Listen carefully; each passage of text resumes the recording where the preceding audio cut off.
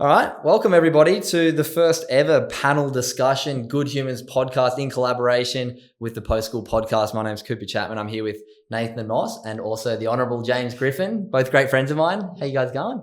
We're all right. Good. It's Friday in Manly. Friday in Manly is pretty good. With good weather. Yes. Good weather. You can't ask for much more. Yeah, absolutely. It's pretty beautiful. So today is going to be a pretty fun chat.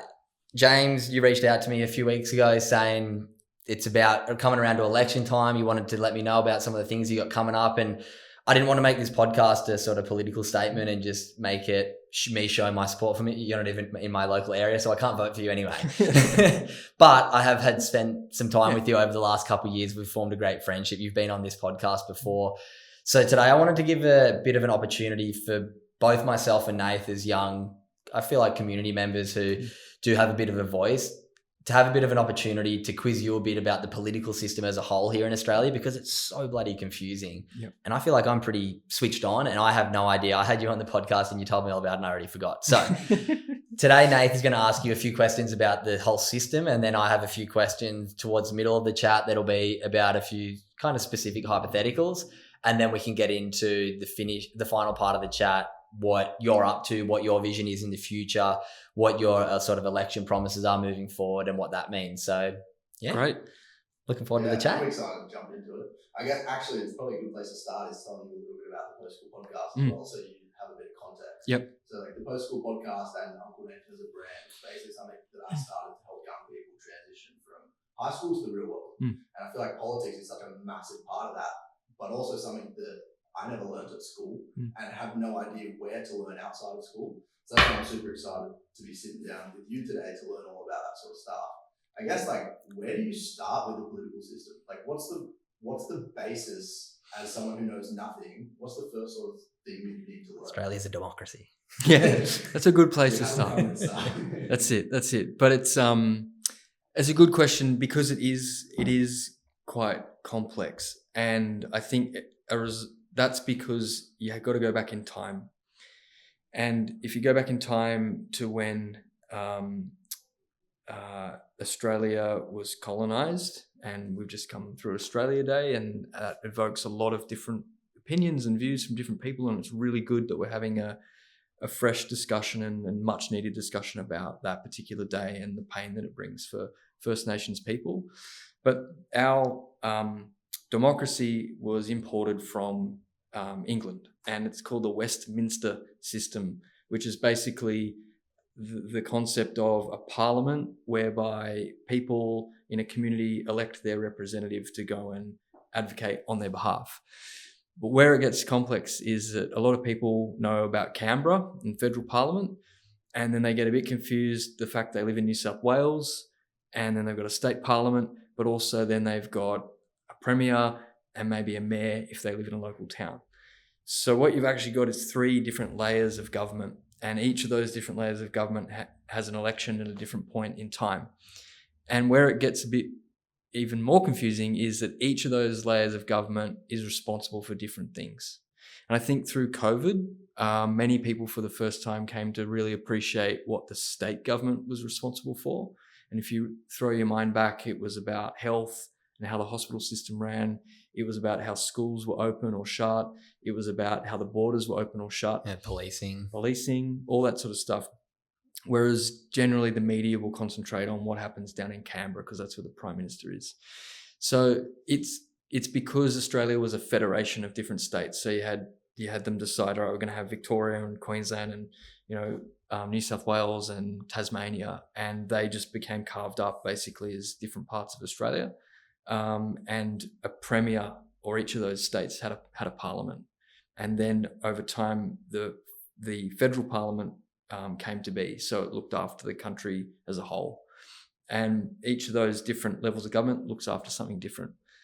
So wow, yeah, there's a lot. Yeah, there's a lot, and sometimes that's really important and helpful because when Australia is going and dealing with the war in Ukraine, for example, right, or at the UN, you need to speak as a country.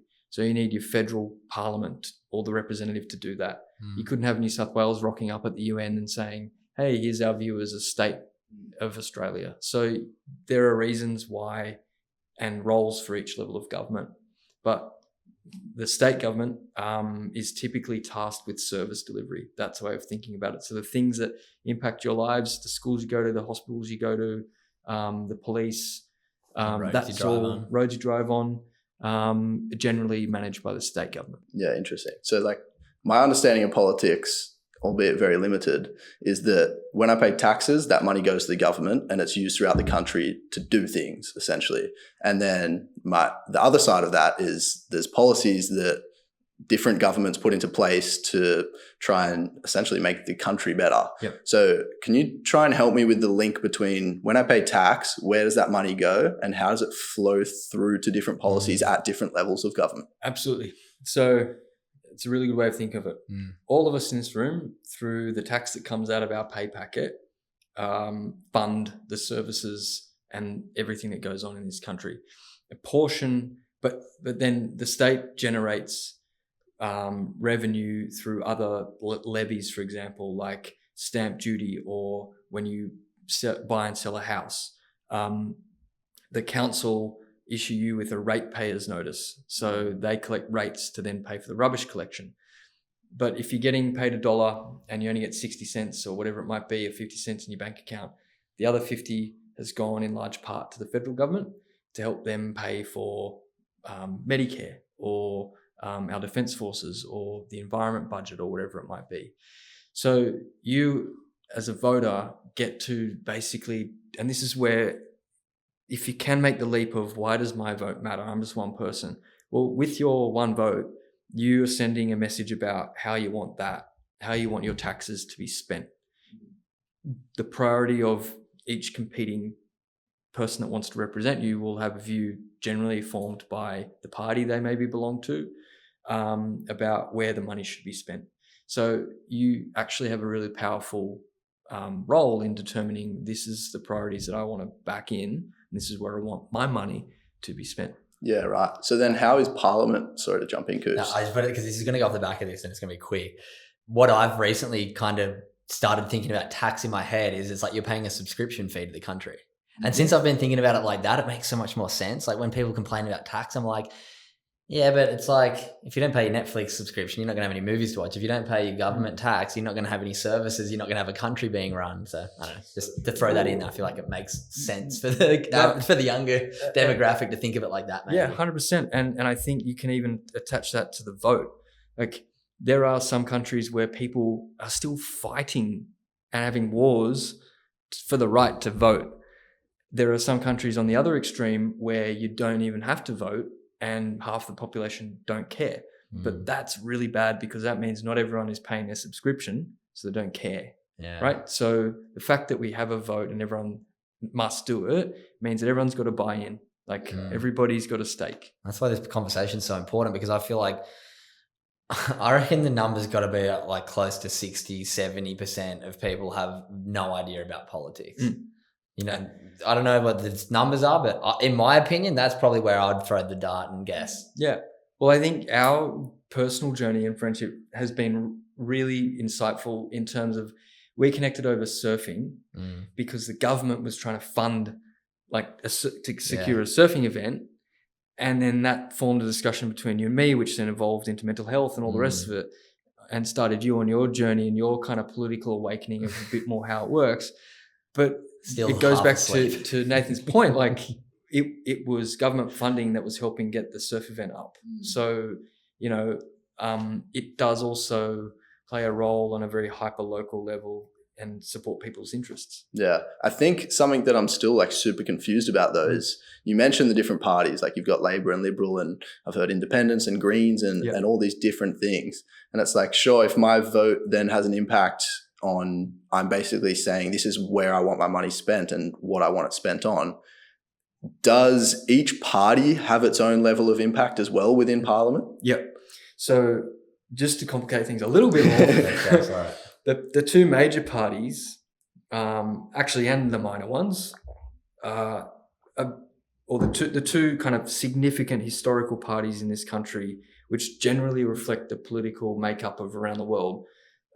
You've got the Liberal Party and the Labor Party, and both of them have philosophies that basically drive their worldview and their vision of what you want to do. and they kind of, that sets the agenda and the perspective in terms of how they will spend the money and where they think the priorities are, and that changes over time. But by and large, the Liberal Party has been one of supporting small business, freedom of the individual, freedom to worship, love, be with whoever you want, and minimize government interference in people's lives, if you were to really simplify it. That's exactly how my daddy described it to me. Yeah. And the Labor Party are one of, unionised, sort of social democratic government has a bigger role to play in people's lives, and they have a different worldview on things. And then you've got the Greens, which is pretty straightforward what they stand for. And then you've got kind of the fringe or minor parties like One Nation, and and then it kind of gets a bit stranger as you go. So what's like the independents? So then you got the rise of the independents, who put forward a view that they don't think that the two-party system has achieved what it needs to, and so they stand as an individual, saying that they're there to represent the wishes of the community. Yeah. Right. And did they have much of an impact against such a big party? Well, then if you think about how you pass legislation in Parliament, or you move forward on your agenda, you need to have a majority in the Parliament.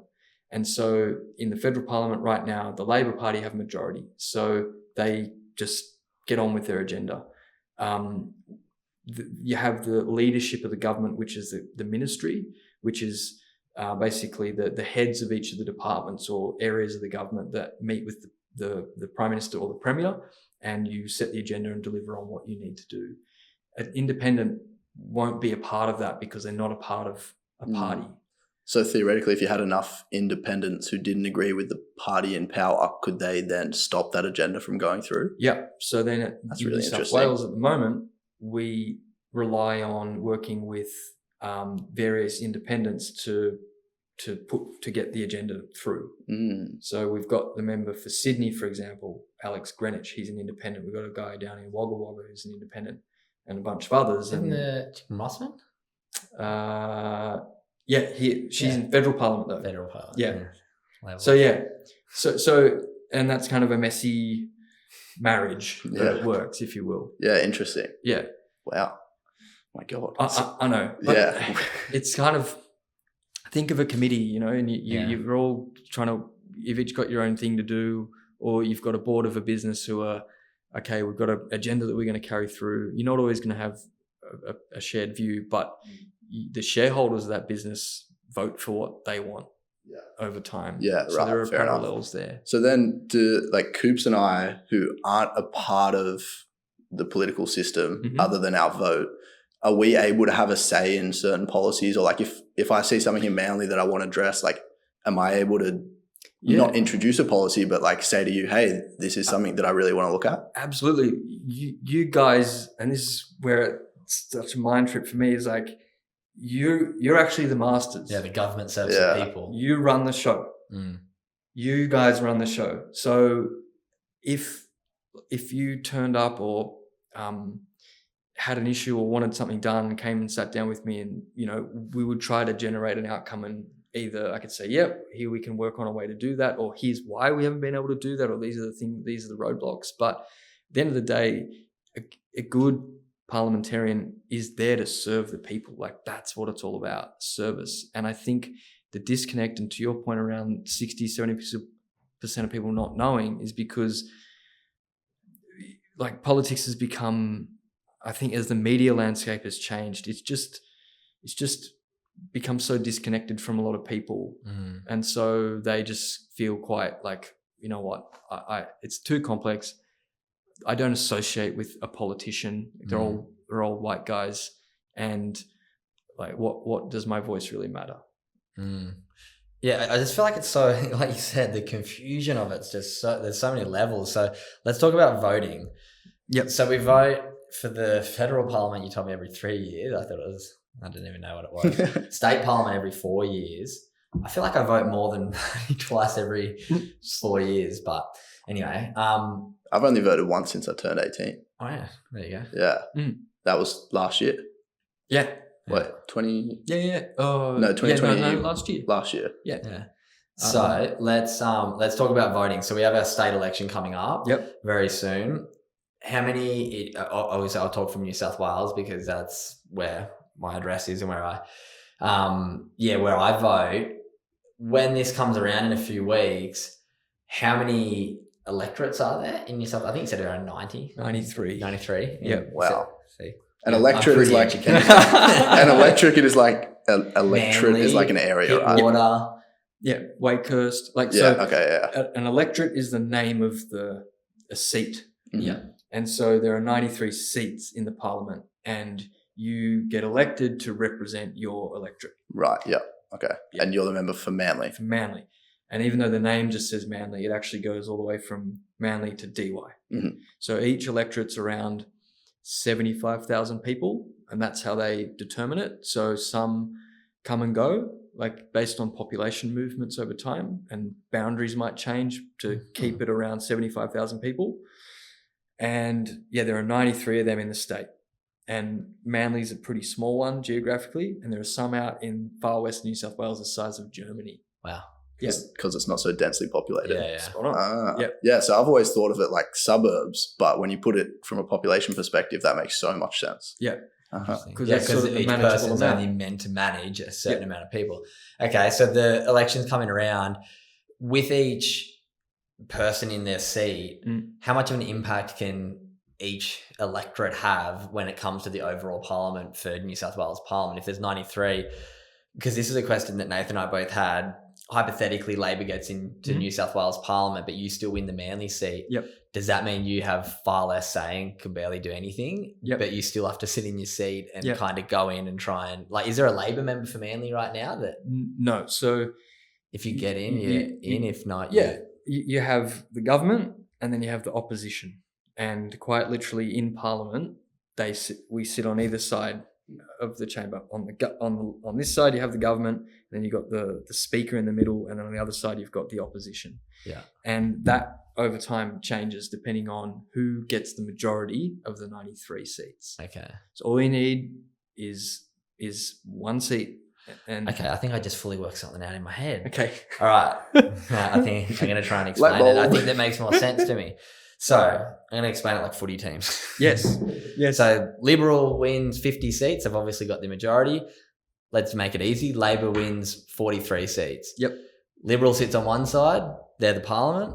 Labor sits on the other side. They're the opposition. Yep. But they're still representing their electorates that have picked them. Yep. And they're kind of going into bat for Labor and their electorates, but they have to sort of convince the Liberal Party to give but at the end of the day, if you both parties are serving the people, I'm sure, and that's what we talked about last time. We see so much in politics, it's always bickering and arguing. I can imagine 95% of it is civil and making stuff work together, or nothing's going to happen. Yeah. And that's where the labels are really important. So at that point, that just had a big light bulb. Yeah, that was good. So you cease. If you win, you pretty much cease being the Liberal Party, and you are the government. Yeah. And the government, regardless of whether it's Labor or Liberal, should serve. It should not look at it all through the prism of, oh, that's a Labor seat. It's just what are the needs of the people there. Yeah. And yes, they're disadvantaged because they're not driving the bus. Yeah. The people in opposition, but you still the role of government is to not serve the state based on who it wins. Elected. Yeah. Otherwise, you're never ever going to keep winning. Pork barreling, isn't it? And people who win the seat look after their electorate, or you won't keep winning. Yeah. Because people just go, hang on a minute, you only looked after half the place. Yeah. You've done a terrible job. Get out. Okay. Yeah. That analogy made a lot of sense though, because it's almost like without the opposition, then the people in power could just do whatever they want as well. Yeah. So you almost need them to play devil's advocate in a sense. Yeah, and a good contest. That's what a democracy is. Yeah, spot on. Yeah, and a contest of ideas. So every 4 years, you guys call the shots and go, I like what they've done. I don't like what they've done. For some people, it's like a very small thing that impacted them over those 4 years where they're like, I'm going to change my vote. Or for some, they're like, they're just hooked into, no, this is my worldview. I support this way of thinking, so I'm going to vote for this particular party or person. That was one of my questions, actually. When I do vote, should I be voting for the person or the policy? That's another great question. Because that's person or the policy or the party. Yeah, because like as up to this point, because I'm not educated enough in politics, I vote for the guy who I'm like, yeah, he seems like a good guy. Yeah. And I'm just going to vote for him. And that's how it's been in my one voting period. But what determined, like what touch points did you have, if any, that determined that person was a good person? I think like when I voted because he was standing there when I went into the voting place and he said hi. And I was like, oh, hey, mate. Yeah. And that was it. Yeah. So like, should I be voting for the James is person like, or should I be doing more research? Well, that's it. You get like, there's a whole week of early voting and you just got to be there and you got to get to as many polling booths on the day and go on as campaign many in the morning. podcasts. Yeah. But this is where it equally becomes quite fascinating. So that interaction influenced your vote. And for that poor soul, he's probably been working for years to like do great stuff that no one knew about, not enough people knew about. And, but that was the interaction that clinched your vote. So it's really interesting, I think, then how parliamentarians, see, I use the word parliamentarian, not politician. I was literally going to ask you that exact question about 10 minutes ago. So how we communicate with people and that's also a thing, I think, for us that every politician or parliamentarian kind of thinks about quite often. The difference between parliamentarian and politician? I think so. I think a politician brings to mind like your typical thought process of clashing, bickering, kind of just in it for themselves. Whereas a parliamentarian is actually someone there that is there to serve the people. It's a bit more of a, considering the history and the gravity of the role, and you're actually there to give considered thought and some good policy and serve and then move on. So I try and steer away I don't like thinking of myself as a politician. Makes a lot of sense, because when I hear the word politician, my first thought is like fighting in every viral video you've seen inside the Senate or whatever. It's like, that's a politician. Yeah. So it's an interesting distinction. So let's talk now. I've grasped my head around. So we've got Liberal, Labor, say they get their seats either side of the table. Let's talk about ministers now, because you've got, let's use the hypothetical ones again, that there's 50 people that are Liberal. You've got your Liberal leader that's appointed. Do we choose our Liberal leader, or does the party choose the leader? Yep. And then you choose your minister from that. So how does, out of the 50, how many ministerial roles are there, and how do they get chosen? Yep. Because then you guys look after the service more so than just your area. That's it. Yep. So then you've got the Premier, who's so does the term in cabinet, like cabinet, have you heard of that one? I've heard of it, but you should explain it. Okay, so it's basically like if we use the business analogy, the ministers are your division directors. Or like they're your generals out there in the field, and the Premier is the leader or the CEO. Yeah. And the Premier will choose who the ministers are. Yeah. And they then become a part of the cabinet, and the cabinet goes back to, I don't know, late 1800s. The cabinet's like the board of directors, and the minister's the CEO. Yeah. Sounds like a very pyramid. The Premier's the CEO. Yeah. Yeah. Sounds like a bit of a pyramid, like Premier, and then like a lot of lines going down to the individual. To the ministers. Direct reports to the ministers. And then beneath that, you've got basically your standard member. Yeah. But the member for Manly will always be that, as well as potentially being a minister for someone. As you know, I'm a Minister for Environment, so that's my task, and Heritage. So they're my two departments that I look after. So is that essentially having two jobs? Yep. So you're a member and you're a minister. Yep. And they're two different things. Yep. Huh. Yeah, right. Okay. Interesting. Then the Premier reports to who? Essentially no one. That was the next question for me. Then let's go to federal. Yep. Where does federal communicate with state? Yeah. So you have the same because the federal must give the state's budget is based on population, or based. That's because the thing. Because if all the tax goes to the federal government, they obviously have to give money to all the state governments. Yep. So you got the state with its responsibilities set out. It knows it's got to do hospitals and roads and rail and police. And then you've got the federal government that have the same setup. So they've got ministers and the prime minister. Yep.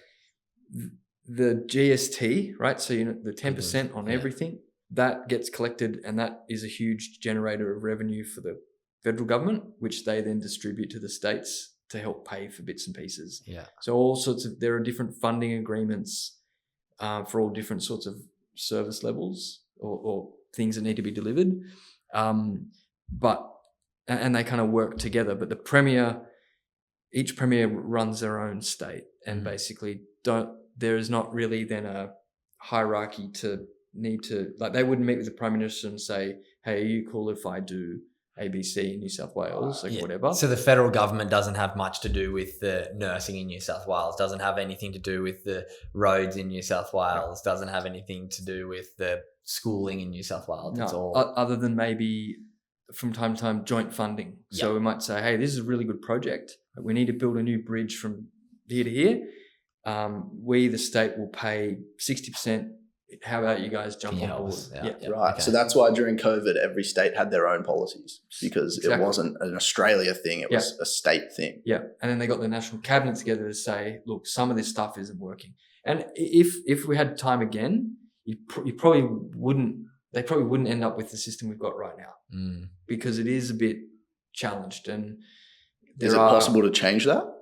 It's very hard. But you can improve how each level works together. Okay, that might be a good question, and this will kind of a little bit off topic, but this is a good question for you, because this is something that a few people wrote into me. What about when it comes to big oil mines and gas mines and stuff? Like Pep 11. Isn't that really topical right now? Yeah. So is that federal level, because it's like these massive conglomerate coal companies? Yep. And then how much say do you have if they're like, we're actually going to go drill off New South Wales, and you're like, fuck off, no, you're not. Like, how much is your word respected on a national level? So that's where there are like dual layers of responsibility and approvals that are needed. So in New South Wales last year, we came out and like, offshore drilling for gas is a shit idea, and we are banning it. Like, we're not going to do it. So the state government has said from here to here, not happening. Yeah. But that's you, Environment Minister. Yep. Natural resources. Natural resources. Look at me. Genius. Do you remember something? But around cabinet table, right? Yeah. Me as Environment Minister would have a view when we're talking about it. I go, get, like, absolutely not. So that's where the discussion comes into effect, and the advocacy. But then the law says that, I think it's like 6 nautical miles off the coast then becomes federal water. Right? Okay. So then you need them to say, no go. Like, we're not doing this. So the state, it's like a double lock kind of mechanism. Yeah. So the state can say, no, we're not doing it, and that makes it difficult. But it might not rule it out entirely, because you need the federal government to say, we'll sort the other bit out, which is the federal waters, for example. How far off is international water then? I don't know. Like, I think you keep going. Longer than the oil, further than the oil. So that's an example. Or then you've got, we were talking about soft plastics before. Yeah. So, we're trying to harmonize nationally how each state bans certain problematic plastics. So New South Wales, we've got our plan and we're doing this. South Australia are banning, or WA have banned takeaway coffee cups. But a lot of the cafes that might have operations in all of the states are like, guys, we'd really appreciate some consistency here. So all the state environment ministers sat around and we had a meeting. We're like, hey, let's just work together to harmonize what we're doing and get everybody up to the same speed. Yeah, right. So like when Coles got rid of their single-use plastic bags and they chose to do that Australia-wide, would that just be for them to make it easier because maybe some states banned them, some states hadn't, and they were just like, there's too much going on? Yep. Yep. So they've just taken the lead. And that's a great example of where you've got business who from time to time are demonized, I think unfairly. You've got them leading the way and innovating and saying, we hear our customers that they're not cool with this. So we're going to make the call to ban this or move ahead of government to make a change. Yeah, right. I've got a bit of a left field question now. It's kind of approaching it from the complete other side. So obviously the post-school podcast is very like career focused. How, if one wanted to have more of a say than just their vote, how does someone get into politics? Because I don't remember learning about politics in general, let alone politics as a career in school. Like where do you need a degree? No, like it's all comers. And I think that's kind of the beauty of the system is that there are people in Parliament that Michael Hooper, you said. David Pocock. Yeah, Pocock. Yeah. So Wallaby, he's in the federal Senate. You've got in New South Wales Parliament, like, Boilermakers and people that ran chefs and like all sorts of people from all sorts of walks of life. Are there many young people? Not really. Isn't there another guy isn't the Pittwater member quite young as well now? My dad tried to tell me that. Yeah, he's taking over from Rob, or hopefully. So I got elected at 32, and I think there's me and 3 or 4 others who are around the same age. Yeah, right. How did you work like from your 20s up until 32? What was the process to get to being a member? I don't, and we kind of, there's Don't listen to my podcast. Yeah, there's not really a straight Tricky line. plug. Yeah, there's no straight line. Okay, I think what makes good parliamentarian is a bit of politician is actually. I got a good. Sorry to cut you off. I think this is a good question to kind of lean into this. How when Mike Baird was a member before you, for Liberal, and he was the premier. How do you how does the Liberal Party?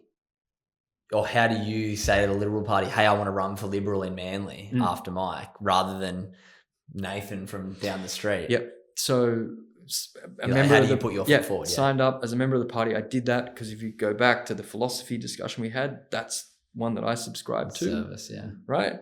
So I joined the party, and then... when you say you joined the party, what does that mean? So like went on the website. It's like joining a board rider club. Went on the website, downloaded the form. Literally signed up. Wow. Yeah. And signed up, and then was a member for a while and volunteered for him during his campaigns and stuff. But in for Mike Baird's Manly Party, you were like helping out where you could. Helping him out. Yeah. Sick. So is that the people that wear the shirts on election day? So that like this morning I was out, and my family and my friends will come out and help on election day. Just other people that I've helped in the community are like, yep, I love what you did. And they have to sign up online to be part of it? No, they could just volunteer for me. But if you want to join the party, you just go online, any party, you just go online to their website and there'll be a membership form there. Wow, that's super. Something new. Yeah. You also just touched on something that I really wanted to talk about, and I'm glad you reminded me because I'd almost forgot. With campaigns, especially around election time, how is that funded and how is that started, and what happens if you win and what happens if you lose? Like, is it privately funded? Do you fork it out of your own paycheck? Yeah. How does a campaign happen? So that's a really good question. There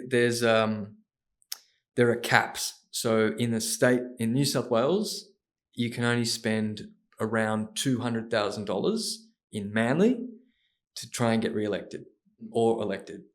But in the federal campaign, there's no cap. So in some of the really ding-dong battles that they've had around the country, they chucked in like $1 million to the campaign. The Liberal Party fundraises over a year by having dinners and doing all sorts of different things and generates money. So they all provide some to help the campaigning. But then a lot of it's left up to the individual member. And so I had a function last year where people came along and they were members of the community, family, friends, and we raised money out of that through the ticket price. So it doesn't come from taxpayer money? No. But there is a move or a suggestion that would actually be a better idea if the taxpayer or the Electoral Commission just said, right, enough with fundraising. We will just give all of you a certain amount of money to do the campaign. And then that's a that's fair it. Playing field also. Well, and also to try and deal with the either perceived or real issue around lobbying and corruption. See, that's a big one. Like bureaucrats and lobbying and stuff is just like So, yeah, I mean, you see this in the US is an example of where it's gone completely That's been a in great the question just for this. wrong direction. So you've got, businesses and lobby groups who write a check to a candidate and say, listen, get this done, or if this is your policy, then we'll bankroll you to win. That, in my view, like I have never ever in 6 years been approached by someone who has said, I'll give you a bit of money, but I need you to that's just, I would be floored if that happened, but that's not saying it doesn't happen. That's a question I want to kind of ask, and this runs off that a little bit, but the idea of something that I've just seen like on TV and stuff quite a bit lately, and I was speaking to my dad in the car about it before I came here, was the idea of like stock manipulation. Mm-hmm. Nancy Pelosi is the first name that comes to mind because you keep seeing her everywhere. What's in place here in Australia? Because even this is before I get called out for this, I didn't really know this. What my dad said to me, he's like, Jacinda Ardern made $20 or $30 million off investing in pharmaceuticals right before COVID. I don't know where he heard that, but anyway, that's what he told me. And he also told me like Malcolm Turnbull, there's just a lot of stuff that you hear that's quite dodgy of politicians making great amounts of money because policies positively affect their thing. What things do we have in place here in Australia to make sure that doesn't happen? Politicians investing in areas that they know are about to change because of a policy or rezoning that's about to happen. A lot. So as a minister, I have to publish every quarter, every single meeting I've had. So you guys can go online, look it up. Cooper and Uncle Nath. Yeah. And you can see like this is who he's met with. Wow. Every single meeting. But what if you don't put it down and you don't get caught out? Yeah. Well, that's just what I mean. That's you could, sneakiness but of humans. You'll get. Yeah. Yeah. So then you've got that. So you've got that level of transparency around who's this person met with. The second layer is that all of my interests, like financial and otherwise, are documented and then published through the parliament. And as a minister, I can't have any shareholdings that are directly related to my portfolio. Right. So it's quite, and that also goes for your significant other or like immediate family members. In addition to that, if I get punted, for example, I can't go and join a business that's been in my portfolio, like ministerial area for 18 months. So lots of checks and balances. But to your point, like people, if they want to game the system, they're going to game probably the system. could. Yeah. But we also have a very, very kind of ferocious independent commission, watchdog. What about that with all this new stuff on the national commission that they bring in? Obviously, with all the stuff happening with Scott Morrison and I feel like maybe I'm getting all this wrong. I don't. So no, you're on. He's got called out and putting himself as a minister of everything. Like, and Labor will call him to have like a royal commission on, or what's it called? Not a royal commission.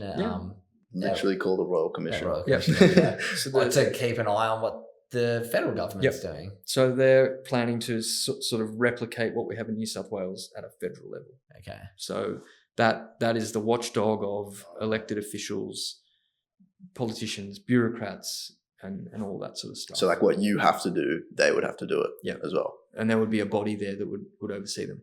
But in context, Australia is a really well-funcking democracy with very low levels of corruption. Because there's in comparison to a lot of places. It's like Brazil. When we last caught up, my beautiful partner Carol was here, and that was right when all the Brazil new president came in, Lula and stuff, and like their whole country's in turmoil. Like, as much as sometimes we think like, our politics is gone to shit, it's like it's pretty good here, really. That's it, right? Like, I think sometimes we lose perspective and we can get caught up in first world problems, but we're pretty lucky. It functions. Sometimes it's really annoying, but it generally works pretty well. So then you as a member and as a minister, what is day-to-day life like? Like what do you do every day? Yeah, it's quite a distinct jump from being the member to a minister. But as a member, you kind of, for some, the last port of call if they've got a serious issue in their life. So a lot of social housing concerns, people that are kind of got various legal issues, through to people that are wanting to, deliver a better outcome or get a school upgraded, or, they've got a passion project that they really want delivered in the community. So often it's a lot of troubleshooting and kind of hearing people's concerns and trying to resolve them. So it'd be like if you weren't the member, or say even as you as a member for Manly, if Manly Public School came to you and said, hey, we really need an upgrade here, then you as a member would go to the Education Minister for New South Wales and go, hey, Manly really needs a school. Yep. What can we do here? Exactly right. Right. So you're the spokesperson. Yeah, you're an advocate for this community. To your, so is that where, like, if your community is Labor, has Labor in their seat, or the opposition is their seat, that's where, like, there is a collaboration, because it's like, just because you're Liberal doesn't mean, I'm not going to do anything for the Labor seats. It's like, no, we have to work as and that's the part that you mentioned before around what you don't see. Yeah. So the media will never report on that, but you know, the bureaucracy, like the government, sit down and will do up a list of, like, okay, using the data, these schools are bursting at the seams. They might be in Liberal, Labor, Independent, doesn't matter. We've just got to get it done and fund it. But often you need a good advocate to be a good advocate as well, and go in and kind of really sell, I need this done. So there's that. And then there's also, as a member, you get a great deal of freedom to kind of work out what your strategic plan is for your community and build on, things that you pick up. Like, I'll meet with the Manly Chamber of Commerce and local business owners and environment groups and sporting clubs, and you start to build a picture of what's needed in the community and then go away and kind of deliver that. So it sounds like a lot of your time is spent empathizing with people within that community. Definitely. Yeah. That must be a really hard skill to build. If you're having a big day, you feel super drained at the end. Yeah. Because you're giving out, and like, you can't forget that for that person, it's everything. It's everything. And it might just be your last meeting of the day, but this person's come in and they've parked their car, like this tiny little thing, but they parked their car in no parking zone, but they had to get someone to hospital. So they got back and there was a ticket, and, just something like that. For them, it's going to break their bank account for the month. But for you, it's the last meeting of the day, but you got to kind of work through to some really, like, hardcore issues that require some really significant lifting. Must be incredibly fulfilling as well. When you get wins. Yeah. Like Yeah. And then the ministry, it has been the a professional career highlight to be the Environment Minister. It's just been phenomenal. Like, I've never seen more of New South Wales in the last year than I had seen in my whole life. That's cool. It's been amazing. Let's go top 3 wins as Environment Minister for the last year that you've had. Top 3 wins. One would be through our rewilding program. We reintroduced 10 species that were previously extinct in New South Wales. Wow. From other states. Yeah, using Taronga Zoo or other states, we got them. So what we did was, you find areas where they previously existed. And that's a policy that you brought in? Yeah. Good on you. Rewilding.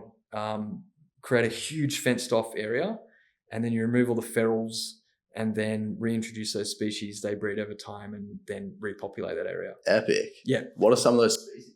Betongs, little bush rats, all sorts of amazing, cute little animals that are the engineers of the ecosystem. Move soil, like create better soil quality, propagate plants, do all sorts of different things. So it's bringing the bush back to what it was.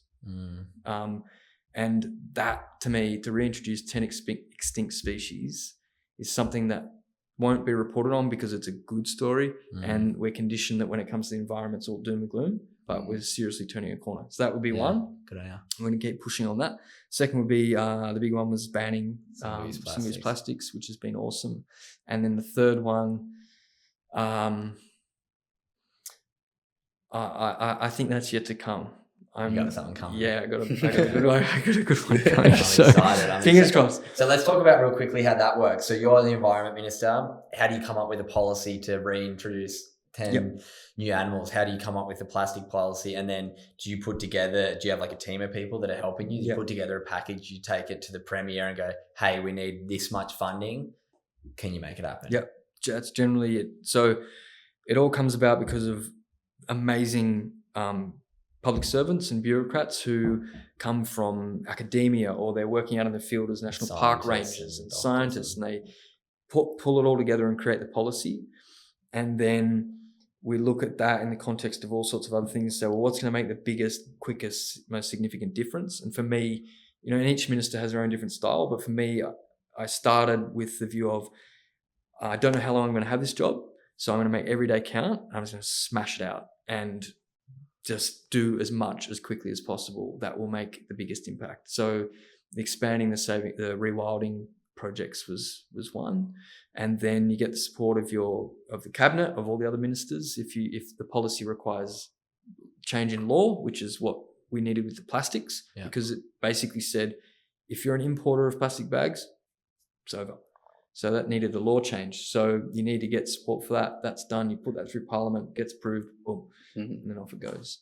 How did you, with that single-use plastic, sorry, this just came to mind.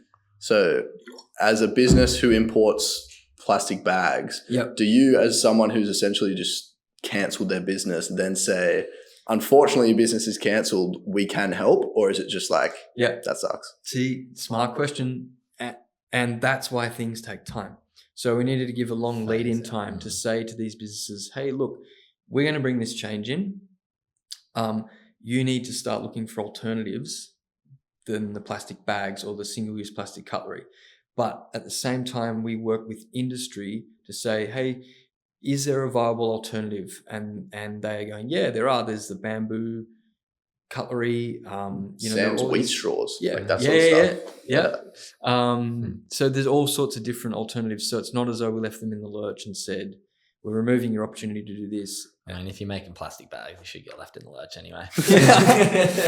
But you're right, and that's why things take time. Yeah. And it's a pretty collaborative effort. So you work with industry, environment groups, and kind of make it work. Yeah, because obviously if you just cut it off as well, like regardless of the business, that's also a lot of jobs that would just be gone without a viable alternative. Yeah, that's really interesting. So it sounds like you have a lot to think about for every single policy because they're on both sides of the equation. But as we like kind of unpacking, like then I think as a citizen, you're like, why does it take so long? Or why can't these guys just do this as quickly as possible? But when you're on the other side, you're going, but the unintended consequence of doing that is all of these different things. So it needs good considered thought to deliver the outcome. And sometimes what would seem as a really quick policy win might have a perverse outcome.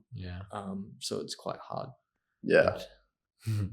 I want to go off kind of this idea of this job stuff with the advancement in technology, specifically AI coming over the next, it's here. A lot of jobs are going to become obsolete in the next 5, 10, 20 years. What sort of things do you, for one personally, whether it's from your political standpoint or not, do you think we're going to be able to do to combat that? Because if 40% of jobs become obsolete, we're going to have a lot of people out of work. How are we going to maintain a system that's functioning? What's it called? ChatGPT. Yeah. So it saved me a lot of time already. It's awesome. Your whole script today. My advertising chick and editor have both been fired. And but what a pretty, like, it's a wild example of where we're heading. And these are the sorts of big long-term visionary policy concepts that governments spend a lot of time thinking about. And our economy has evolved over centuries. Australia was built off the back of the sheep. Like that was its original kind of, we would export wool. We produce food and fiber, export that to other countries. It then evolved into a professional services. We export, we have financial services, a huge export industry. We provide a great university system and a whole host of other stuff. But what's next? And that's where there's an opportunity to help build industries of the future, whether it's software engineers or in the tech space, through to maybe advanced manufacturing. So I have a problem with the fact that a lot of what we do is dig up material out of the ground. We send that over to another country, they add value to it, and then we buy it back. Makes no sense. We've got so many natural resources, energy prices, and then as well, like the corporate tax on a lot of the mega billion dollar coal companies are paying zero tax in Australia. It just makes zero sense in my mind. Like, how do we do anything about that? Well, and then the missing piece is that in those other countries, the cost, the amount you need to pay a worker is so low that when they do the sums, they're like, well, even if for shipping and getting it back here, it's still less than what it would make to make it here. So we've got to try and deal with that and change that. And there are ways in which it can be done. So I went and met a business in Brookvale, which is an awesome hidden gem in terms of things that they build and make out there. And these guys made elements of satellites that they sold internationally, and basically they made the small little parts and modules of satellites from the aluminium and the pulling it together, all done in Brookvale. Wow. So quite a smart industry making things. Like it's still an example of manufacturing that we have here. It's trying to stand all that up and keep that going. So to combat that sort of stuff, is that where you like introduce subsidies and try to make it cheaper for them to keep the business in Australia? Yep. Or can you go from the other side and like make it more expensive to export and then import? I reckon the subsidies, the training of talent as well. So getting people coming out of school who, still want to make things with their hands and can actually do a trade, but making that a really valuable job, because it is, and trying to support them through grant funding to help improve their export capability. So they're selling more into the international markets. So these guys had a great brand and they've been there for a long time, but they're really starting to take off. But I think it's also about being quite smart of where are the global opportunities. And, you've got Atlassian and Canva, all, Australian Genesis, which are big mega companies now. Yeah. So we can do stuff and do it really well. It's just, you got to, change. I mean, the other challenge we've got is just the vastness of this country. Like you're either in Sydney or Melbourne, and then beyond that, it starts to get quite challenging to have a center of gravity that's big enough to kind of sustain an industry. Yeah, it's tricky. One other thing that I just quickly want to touch on before we get into what your plans are for the future and give you a little spot is something that is super important to both myself and Nate. Both of us are very interested in, well, not interested, what's the way to say this? Both of us think that we kind of were failed at school, and a lot, not failed at school. That's like, and as well, this isn't directed at you. You're not the education minister and it's not directly, but I think just as a whole, the Australian schooling system, I think the global schooling system, to be honest, needs a change. Like it's a system that's been in place for however long, like, you know what I mean? You look back, people are using chalkboards and stuff. Obviously it's upgrading to a bit more technologically advanced now, but the system of doing an hour lesson, doing English, math, science, geography, blah, blah, is still pretty much intact. When, if you ask me, if you ask Nate, if you ask, I reckon 90% of young people, they'll say they didn't get prepared for outside life. How do we make changes within the schooling system to better facilitate young people actually moving into the real world? Because me working in the mental health industry, from my own personal experience, I think one of the main reasons why I would have any what I'd call mental health challenges are my lack of understanding and my lack of education around the finance system, around generating wealth, around understanding my tax.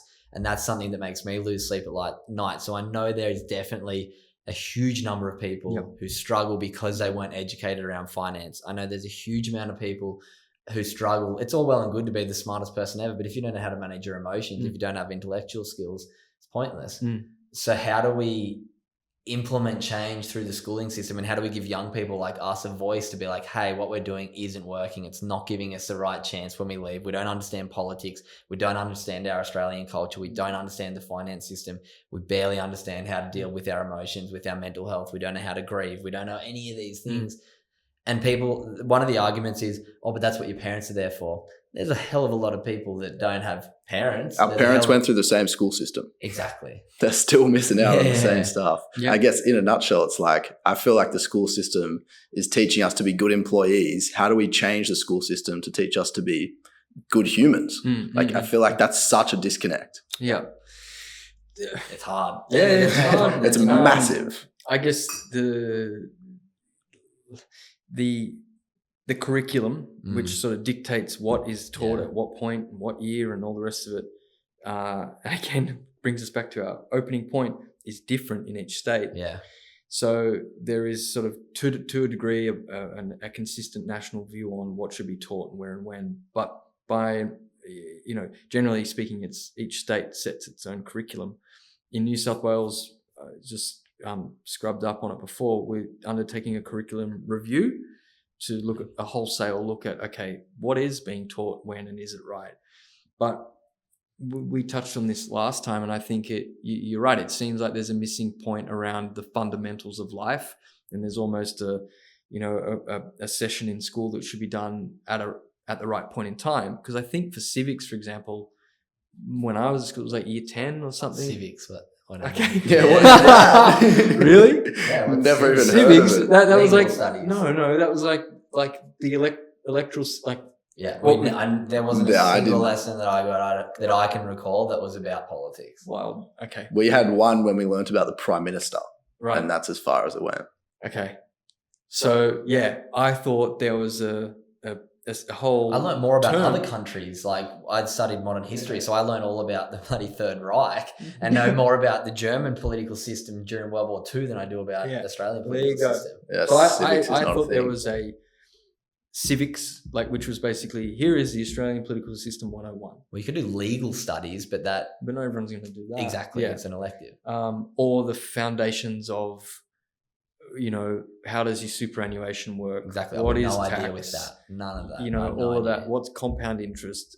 So I'd hope, and that's being considered as a part of the curriculum review, which then basically says, okay, school system, this is what's going to be taught in public schools, and to a degree influence your private and Catholic school systems, basically saying, these are the fundamentals that need to be taught.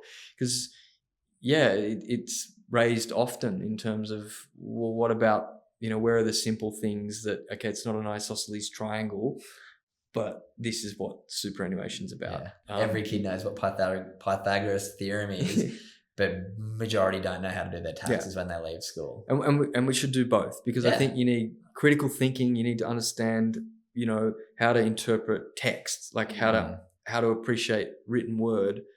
That's important, but it's also as important as understanding, where does your tax go and all the rest of it. So that's what I mean. I feel like I've learned in the last hour more about the political system than I have in the last 28 years. Absolutely.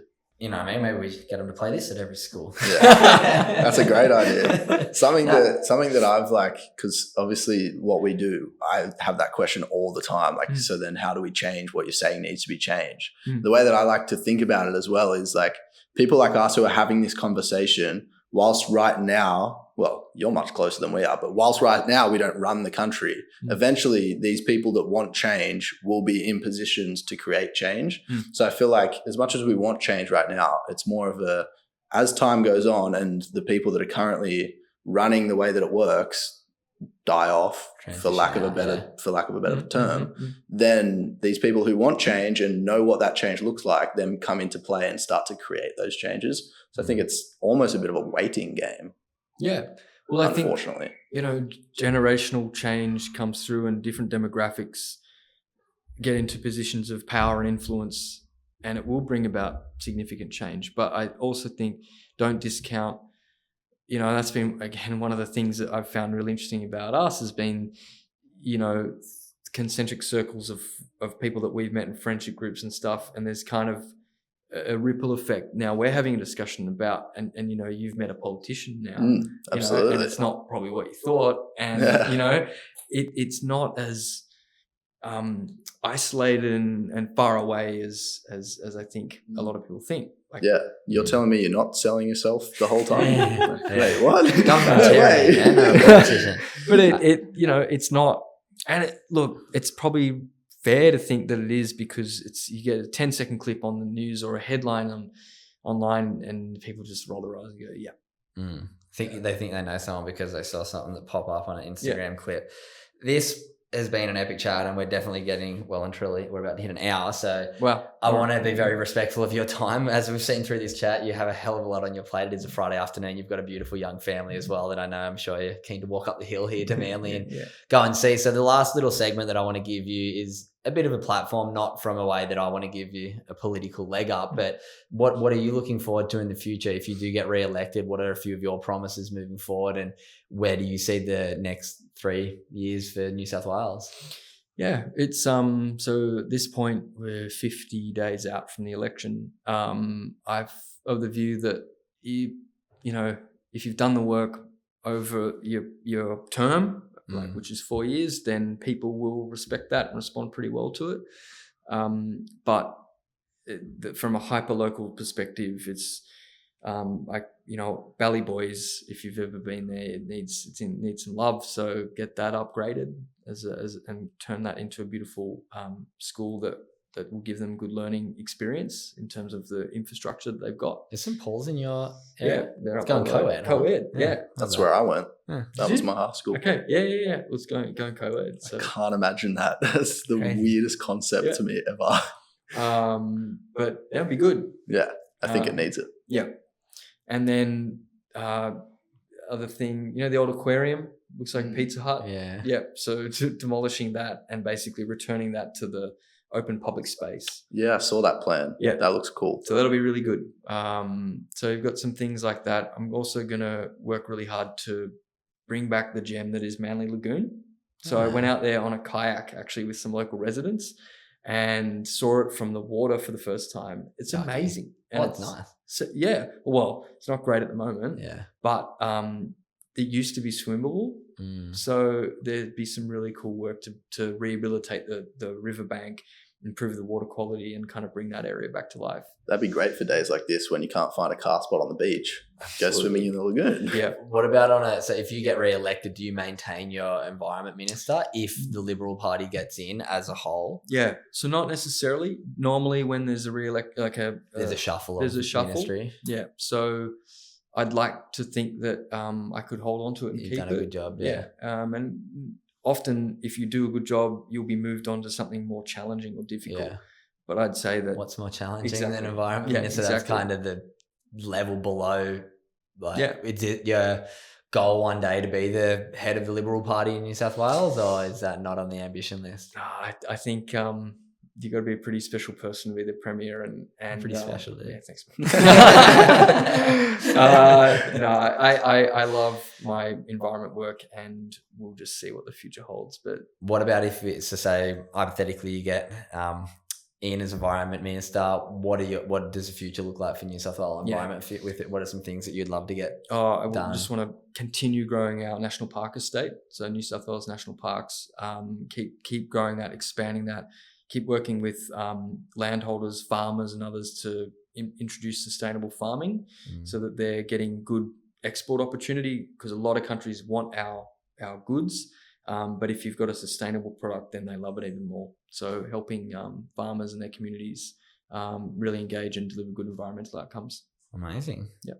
You got anything else you want to ask? Nah, we just lost both cameras. So. No, they're just face cameras. So we've still got the YouTube camera stuff. Everyone will be able to see and hear us still. But man, this has been epic. It's great to catch up. Yep. Obviously, I spend a lot of time on the Gold Coast now, kind of call it home, but also, I don't know, it's probably super illegal what I'm doing, but I spend so much time in my family home that I still have my driver's license and stuff and vote in New South Wales. Yeah.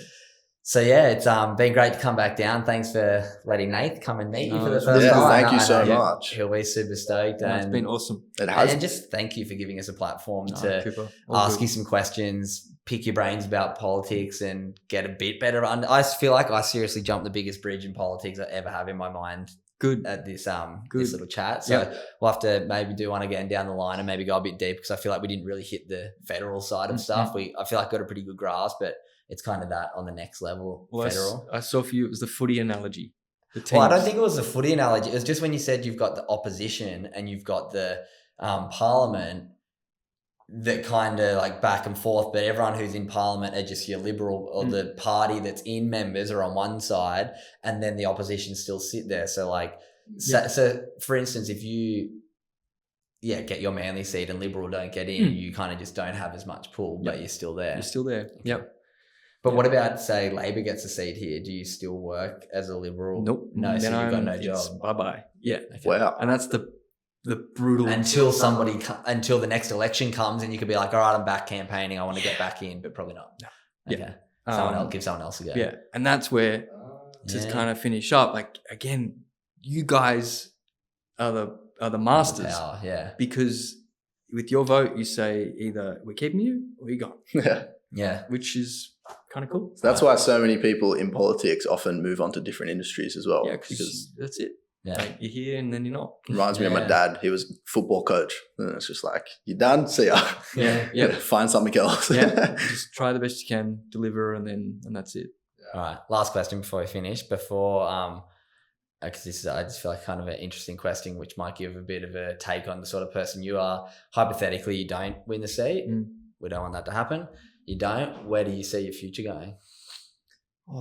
I think because of the work I've done in the environment space, I've come across so many amazing groups doing great stuff. So you'd have to wait 18 months to work with right. them. Spend some time with the family. Yeah. Gap year. Take some time off. Yeah. Look, plenty of options, but I think if you're a professional and committed to something, you kind of got to park that and just be completely committed to delivering. So I haven't put too much thought to it. Okay. But some time with the kids would be really welcome. Epic. Well, man, thank you so much on behalf of me and the Good Human Factory and Good Humans podcast.